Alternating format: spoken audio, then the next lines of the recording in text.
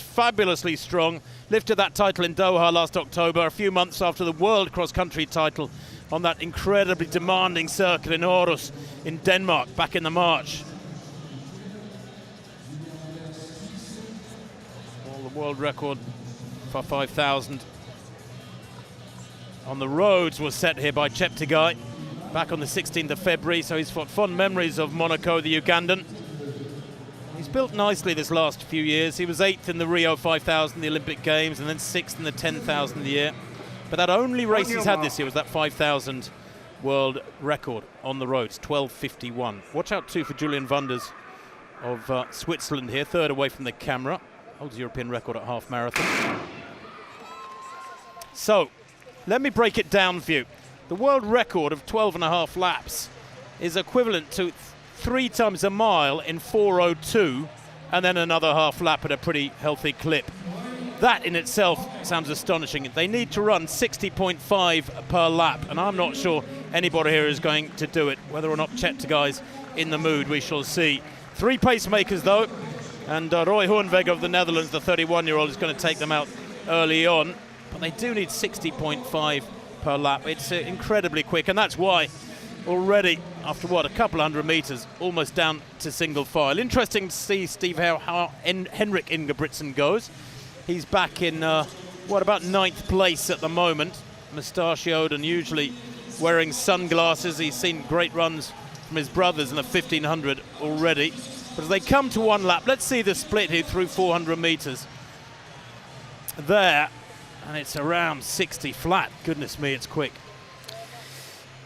Yeah, Tim, the clock not stopping there, so you're right. I think around 60, which is what was asked for. So Cheptegei has picked up the gauntlet, and he's got a couple of his teammates for company as well. Well, actually not his teammates, but training partners, and he's got Kameli is just at the back of that group, and those 3, with the 3 pacemakers already well ahead of the rest. You mentioned Krippers leading them, Ingebrigtsen in that group as well. So from 200, the first they've just clocked, that was a 60.7, Tim, to the finish line, if you like. So they're on it, and the lights are there to help them. You'll see them on the inside of the track. They're just ahead of the green lights. We can see it down the back straight. You can't quite see it on that shot there. You can maybe just see the green lights there. They are right up there with the athletes. So that's set at this even pace world record. And I think, Tim, you and I keep making the point to people, lights are great at even pace, but that's not how races are generally run, are they? No, it's not. No, you need to be a little bit outside. Well, generally speaking, you need to be a little bit outside the world record tempo with a lap and a half to go, and then you wind it up on that final lap and make up a big deficit to close in on the world record time. They went through 800 there, by the way, in about 2:01.5, and they're coming up towards the 1 kilometre now in front of us. And Kisa now hits the front. A Ugandan 24-year-old, he's a 13:10 man himself, goes through 1 kilometre, 2:31.87, so that is good. That is promising. That is near as, damn it, on world record tempo. Those 5 right away from the rest now. Cheptegei still in there. Approaching 2 kilometres. This is the 2 kilometre point, and the pacemaker there goes through. That pacemaker going through 2K there, actually. 2K, a 2:31.9. Now, let me tell you that they are way ahead of the split set by Bekele when he set his world record. His first kilometre was 2:33.2. They went through here today in 2:31.9. They've just run another 2:31.9. It is brilliant pacemaking. And Ramsden now at the front, pushing on through this 6th lap. They're building a bit of a cushion here and still looking relaxed in those white socks, which is quite rare for distance runners these days on the track. Is the man attacking a really quick time, Joshua Cheptegei. His personal best is 12:57.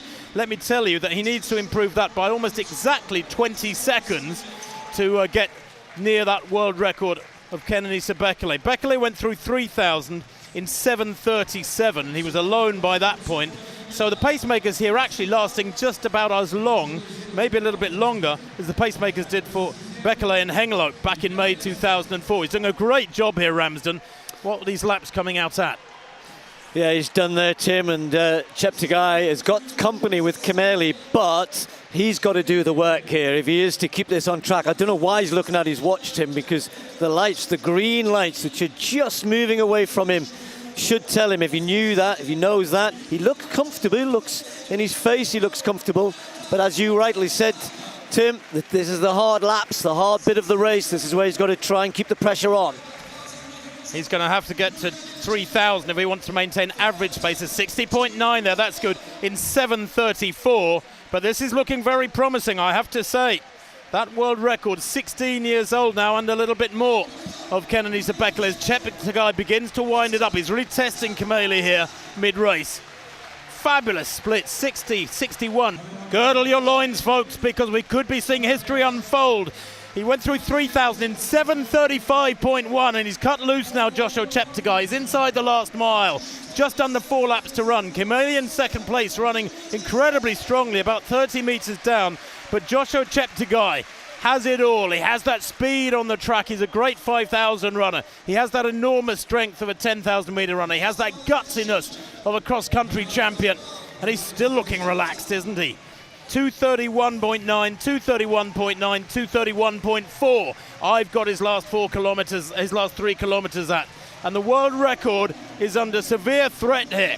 It could be quaking in its boots. The next significant split's 10:07 rather, at 4K for Bekele. That was his split. Now the kick in the tail I have to warn you about is that Bekele ran his last 5 laps in almost exactly 5 minutes.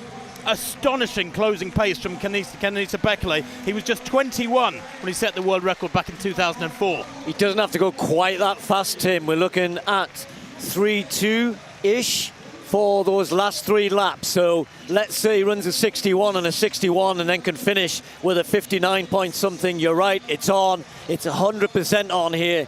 Those green lights, he's just moving imperceptibly away. You can't quite see it on that shot there. He's not looking at them, but we can see that that means he's inside world record pace. And we're assuming, Timmy looks so relaxed, you said that. There you see through that last kilometre, 2:30.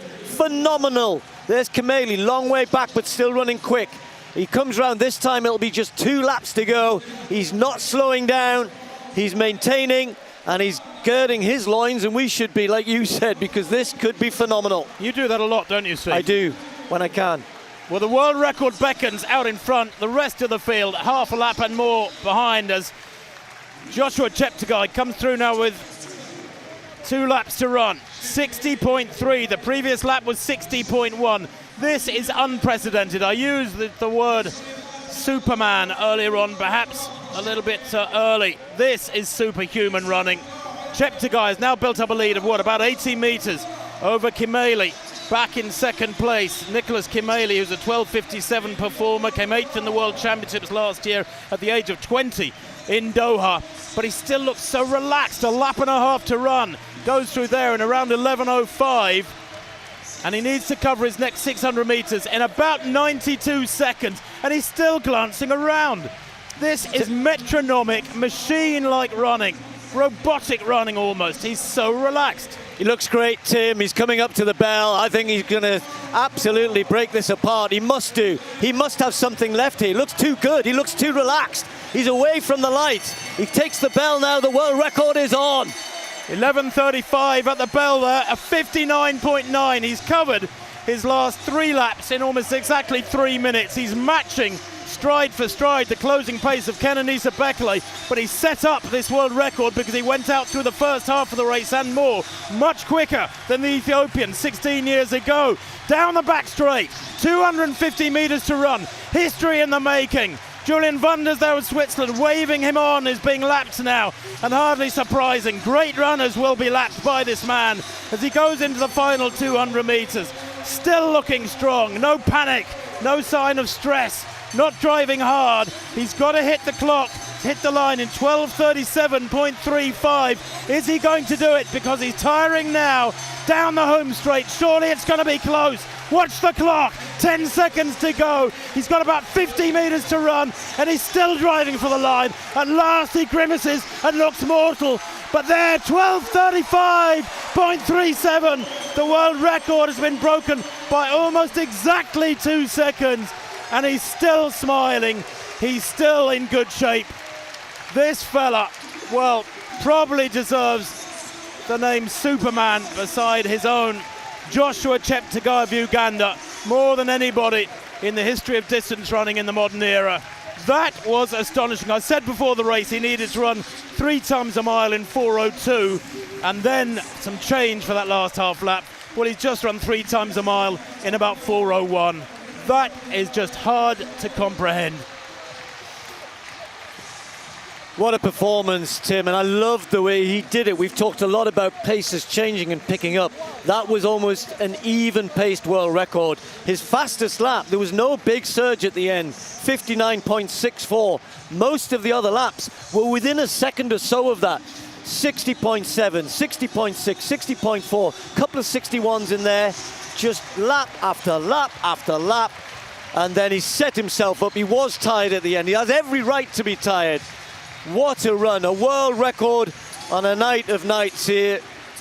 And Cheptegei said he was going to do it, and he has. And you've got to really admire him for doing that. When people announce they're going to run fast and then come and do it, hats off to him. 12:51 for Kimeli, a massive personal best in second place. But that is the story of the night. Surely the story of this bizarre athletic summer of 2020. He went through 3,000 in 7:35, began to ease away from a brave Kimeli there. But Nicholas Kimeli of Kenya couldn't hold him back over those final laps. And coming home, as you said, Steve, 59.64, just adding together his last 4 laps. He ran them about one stride outside 4 minutes. And his last 5 laps, in fact, almost identical against the clock to those of Cheptegei, but he built up that big cushion early on, and that was the key to it. He was aggressive, didn't rely upon his closing speed. He ran metronomically, very even pace throughout. Fabulous stuff. And the other thing I love about him, he remembered to stop his watch as he crossed the line, just in case something went wrong with electronic timing. Oh, don't get me started on that. Marathon runners holding their hands up in front of their faces, they break the tape because they want to stop their own watch. Oh, yeah, you're entitled to look in pain but smile. It's a wonderful, rich pain that you can be proud of. 12:35.36. I didn't think I'd see that world record of Cheptegei broken for many a year yet. Well, from one new world record to